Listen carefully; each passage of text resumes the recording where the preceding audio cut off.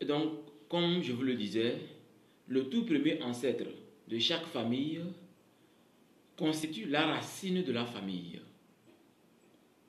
L'ancêtre suivant constitue aussi d'autres racines. L'ancêtre suivant constitue le tronc. La première branche peut être votre papa ou grand-père. L'autre branche, c'est papa. Vous voyez? Et c'est dans ces branches-là que ça produit les feuilles, c'est-à-dire les enfants. La vie des enfants. Maintenant, les fruits, peut-être les enfants des enfants. Maintenant, ce qui se passe est que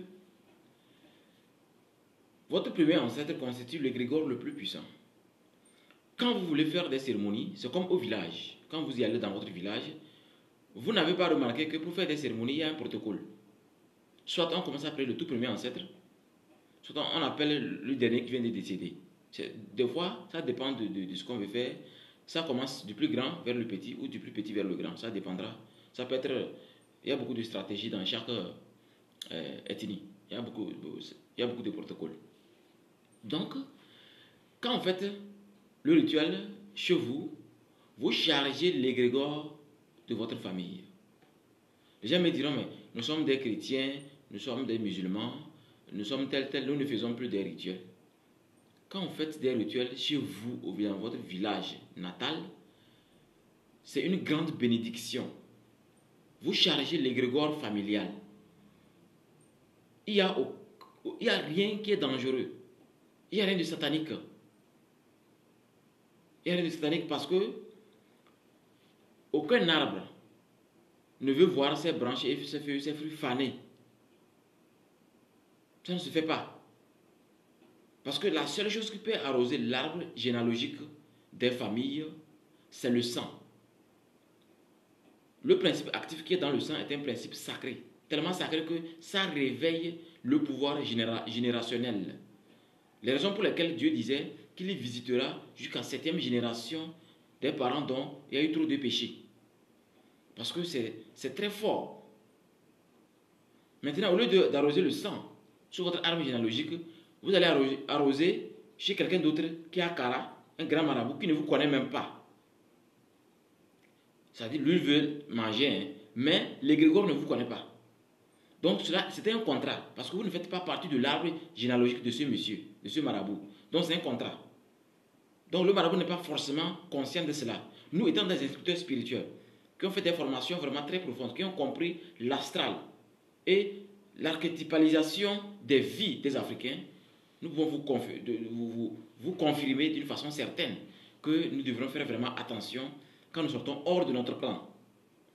D'ailleurs, quand vous lisez la Bible, il y a la généalogie de Jésus-Christ.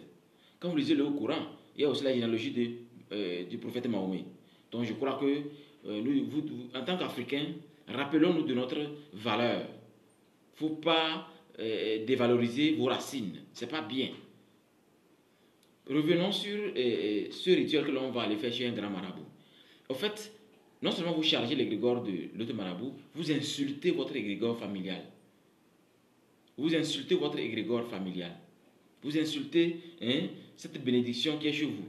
Maintenant, comme la seule façon d'arroser cet arbre généalogique sacré, très spirituel, c'est le sang, puisque le sang est un principe sacré, eh bien, comme vous n'arrosez plus chez vous, l'arbre commence à se dessécher. Les feuilles vont se faner. Il n'y aura plus de production par mois. Si nous prenons par exemple le manguier, les feuilles disparaissent et ça se sèche, les feuilles tombent. Après l'arbre, même les branches coupent et ça tombe par l'érosion parce qu'il n'y a plus l'arrosage. Ça a perdu l'essence, ce n'est plus important. Comme vous le savez, les lois de la nature sont claires. Ce qui n'a plus sa raison d'être disparaît dans l'univers. Et l'arbre tombe et disparaît. Maintenant, quand l'arbre commence à se faner, les enfants disent « j'ai échoué à mon concours, j'ai échoué à mon concours ». Ils disent « je n'arrive pas à avoir d'enfants » ou « je n'arrive pas à avoir de foyer ». Quand les feuilles tombent, on dit vraiment chez nous il y a trop de décès, il y a trop de décès à tel âge, vraiment il y a trop de sorcellerie chez nous, les malades meurent trop, tel meurt trop. Après maintenant l'arbre même tombe, on dit toute la famille est divisée, on ne veut plus se voir. Quand on se rencontre même c'est l'hypocrisie. c'est la sorcellerie pure chez nous. On ne veut plus se voir. C'est-à-dire, ça devient de plus en plus compliqué dans la famille parce que l'arbre généalogique a été abandonné. Voilà pourquoi l'Africain souffre aujourd'hui tellement. Parce que tout le monde s'est dit, moi je suis maintenant musulman, hein, moi je suis maintenant chrétien. Mais quand ça ne va pas, qu'est-ce qui se passe? Dans l'obscurité, dans l'ombre, on s'en va voir un marabout. C'est ça l'Africain. Si on avait bien expliqué, si on avait bien expliqué dans les religions que, en fait, quand on dit de ne pas verser le sang, c'est à cause de ceci, les gens sauraient qu'il ne fallait pas jeter leurs racines. Voilà pourquoi quand ça ne va pas, dans l'obscurité, on s'en va voir les marabouts et on empire encore les choses d'une façon originelle. Donc, je crois qu'il faut revenir à la conscience traditionnelle et réveiller votre nature, richesse pure à l'état pur. Alors vous allez me dire, et nous, qui sommes dedans, et ça ne va pas toujours, nous qui sommes dans les racines, au moins une fois par an, hein, parce que les Evala, ce n'est pas deux fois. Les fêtes des ignames, ce n'est pas deux fois. Vous voyez? Donc, dans chaque ethnie, il y a des phases où on fait des cérémonies. C'est les phases là qu'il faut saisir, aller saluer les ancêtres. Donc, pour dire que quand ça ne va pas, quand vous dites que vous faites ça ne va pas, c'est que vous devez normalement être un initié. Il y a des gens qui sont nés pour être des initiés, pour devenir un jour des maîtres spirituels, des instructeurs spirituels. Mais les gens ne le savent pas. Ils se donnent à de maraboutage et après maintenant les choses ne marchent pas malgré ils aiment leurs racines. Donc, faire un travail sur soi, étant un initié, vous allez finir par dompter certaines choses, pour révéler certaines potentialités.